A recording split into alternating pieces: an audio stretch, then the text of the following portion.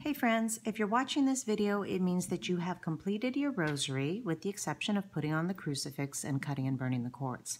So I'll show you how to put on the crucifix. The crucifix is put on using an Our Father knot, using the 5 turns. So again, staying close by, it's 1, 2, 3, 4, 5. And you begin just like you're making a regular knot back to the front. However, before finishing it off or taking it off your finger, you will put on the crucifix at this point.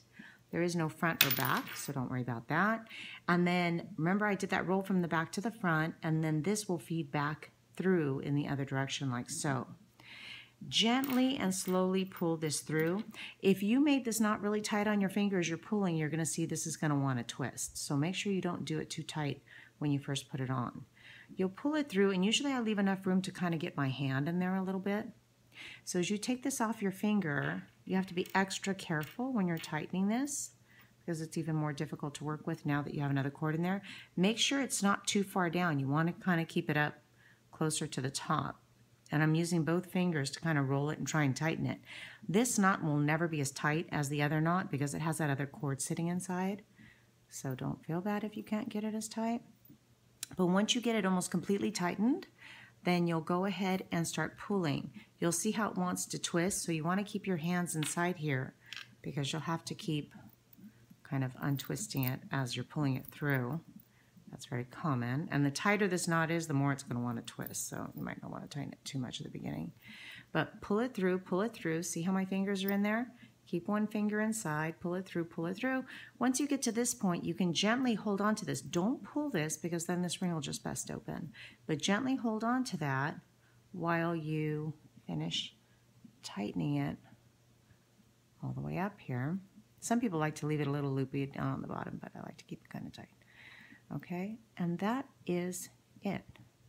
That is how you do the Our Father knot at the end with the crucifix on there. Once you get to this point, you want to go ahead and cut and burn your ends. When you cut and burn the ends, you want to cut it fairly close. I would say maybe 1/4 of an inch or less. Make sure you don't cut it all the way down because if it escapes you, then the whole thing will fall apart. So leave about 1/4 of an inch. You can use a lighter or a candle. If I do a bunch of these, I typically will use a candle to save my lighter fluid and also to save my fingers, because you'll see if you keep using that lighter, your fingers get very tired.